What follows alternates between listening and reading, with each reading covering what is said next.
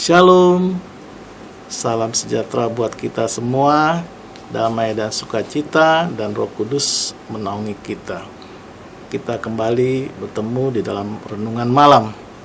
Sebelum kita mendengar dan membaca firman Tuhan, marilah kita bersama-sama berdoa terlebih dahulu. Bapa yang bertata di sorga, yang kami kenal di dalam nama Tuhan Yesus, pada malam istirahat kami ingin mendengar firman-Mu. Bukakan hati dan pikiran kami agar kami mengerti isi firman-Mu. Ampunilah dosa-dosa kami agar kami layak mendapat berkat-Mu. Di dalam nama Tuhan Yesus Kristus kami sudah berdoa dan mengucapkan syukur. Saudara-saudara yang terkasih, pada malam hari ini firman Tuhan diambil dari Markus pasal 10 ayat 35 sampai 45 dengan tema pemimpin yang menghamba. Lalu Yakobus dan Yohanes, anak-anak Zebedius, mendekati Yesus dan berkata kepadanya, "Guru, kami harap supaya Engkau kiranya mengabulkan suatu permintaan kami." Jawabnya kepada mereka, "Apa yang kamu kehendaki aku perbuat bagimu?" Lalu kata mereka, "Perkenankanlah kami duduk dalam kemuliaan-Mu kelak, yang seorang lagi di sebelah kanan-Mu dan yang seorang di sebelah kiri-Mu." Tetapi kata Yesus kepada mereka, "Kamu tidak tahu apa yang kamu minta. Dapatkah kamu meminum cawan yang harus kuminum dan dibaptis dengan baptisan yang harus kuterima?" Jawab mereka, "Kami dapat." Yesus berkata kepada mereka, "Memang kamu akan meminum cawan yang harus kuminum dan akan dibaptis dengan baptisan yang harus kuterima. Tetapi hal duduk di sebelah kananku atau di sebelah kiriku, aku tidak berhak memberikannya. Itu akan diberikan kepada orang-orang bagi siapa itu telah disediakan." Mendengar itu, ke-10 murid yang lain menjadi marah kepada Yakobus dan Yohanes. Tapi Yesus memanggil mereka lalu berkata, "Kamu tahu bahwa mereka yang disebut pemerintah bangsa-bangsa memerintah rakyatnya dengan tangan besi, dan pembesar-pembesarnya menjalankan kuasanya dengan keras atas mereka. Tidaklah demikian di antara kamu. Barang siapa ingin menjadi besar di antara kamu, hendaklah ia menjadi pelayanmu.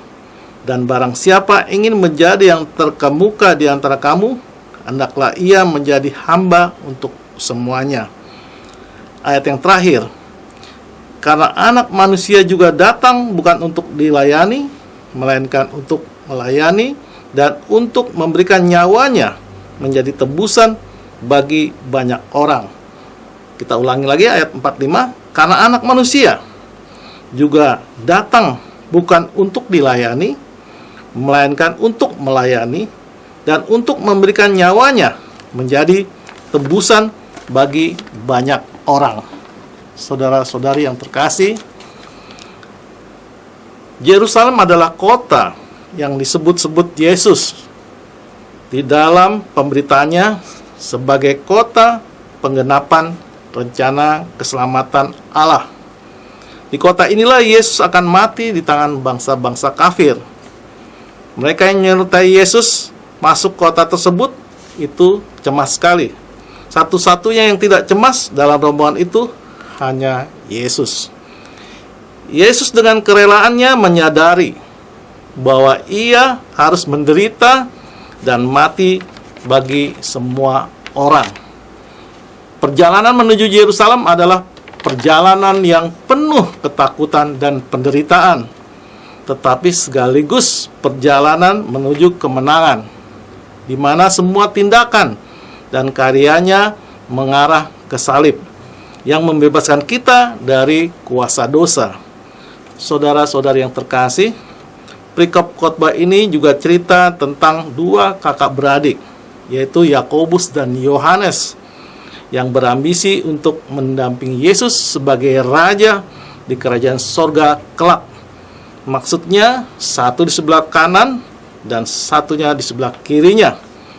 Mereka merasa sudah dekat dengan Yesus, maka akan lebih mudah mendapat kesempatan dan kemudahan hidup kelak di kerajaan sorga.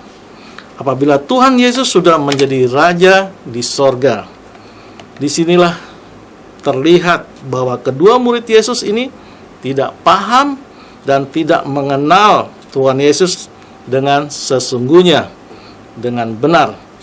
Murid-murid Yesus tidak mengerti pengajaran dan pekerjaan serta misi Tuhan Yesus datang ke dunia ini, sehingga mereka membayangkan bahwa kerajaan surga sama dengan kerajaan pada umumnya di dunia ini, di mana pemerintah dan pembesar-pembesarnya menjalankan kekuasaannya dengan keras dan tangan besi atas rakyatnya pada ketika itu. Meskipun murid-murid sudah sekian lama bersama-sama dengan Yesus, makan dan minum bersama, mereka juga melihat pekerjaan Yesus dan melihat tanda-tanda mujizat yang dilakukan Tuhan Yesus, antara lain penyembuhan orang sakit, menghidupkan orang mati, memberikan 5.000 orang makan, dan lain-lain. Semua itu dilakukan bukan pamer kekuatan atau show of force, tetapi untuk melakukan penyelamatan manusia dari dosa melalui kematiannya di kayu salib. Itulah misi Yesus datang ke dunia ini, untuk melepaskan manusia dan dunia dari genggaman dosa dan kematian. Saudara-saudari yang terkasih, pertanyaan yang timbul di dalam hati dan pikiran mereka untuk mencari kekuasaan dunia.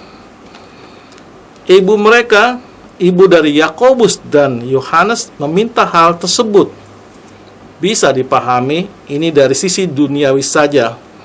Kalau Yesus sudah menjadi raja di tata sorga, menjadi raja dan penguasa juga di dunia ini, seperti Raja Daud, mereka membayangkan ada posisi-posisi menteri atau wakil raja dan sebagainya. Maka mereka membayangkan hal tersebut sebelum murid-murid Yesus menyampaikan permintaan tersebut. Murid-murid Tuhan Yesus yang lain, Yakobus dan Yohanes, mendahului murid-murid yang lain, dan mereka yang didahului, mereka membenci Yakobus dan Yohanes. Rasul Paulus mengingatkan di Filipi 2 ayat 3 dan 4, tertulis di situ, dengan tidak mencari kepentingan sendiri atau puji-pujian yang sia-sia, sebaliknya hendaklah dengan rendah hati yang seorang menganggap yang lain lebih utama daripada dirinya sendiri. Dan janganlah tiap-tiap orang hanya memperhatikan kepentingannya sendiri, tetapi kepentingan orang lain juga. Saudara-saudara yang terkasih, nilai yang dapat kita petik dari khotbah ini: kepemimpinan yang melayani, kepemimpinan yang menghamba. Sikap ini yang harus dijalani dan diajarkan Tuhan Yesus kepada kita. Di pasal 10 ayat 45 dikatakan, karena anak manusia juga datang bukan untuk dilayani, melainkan untuk melayani dan memberikan nyawanya menjadi tebusan bagi banyak orang. Teladan Yesus adalah teladan yang sempurna, pemimpin yang melayani, dan kita patut teladani dalam hidup kita. Saudara-saudara yang terkasih, melalui penderitaan Yesus, kita mendapatkan teladan pelayanan dan kehidupan Kristiani, yaitu melayani dalam kasih dan kerendahan hati. Tuhan Yesus memberkati kita. Kita tutup renungan malam ini dengan berdoa. Tuhan Yesus, terima kasih atas firman-Mu malam hari ini, dan kami dapat mengerti tentang ajaran Tuhan. Kami mau beristirahat malam hari ini. Jagalah kami dan lindungi kami. Terimalah doa sembah kami ini di dalam nama Tuhan Yesus Kristus. Amin. Shalom.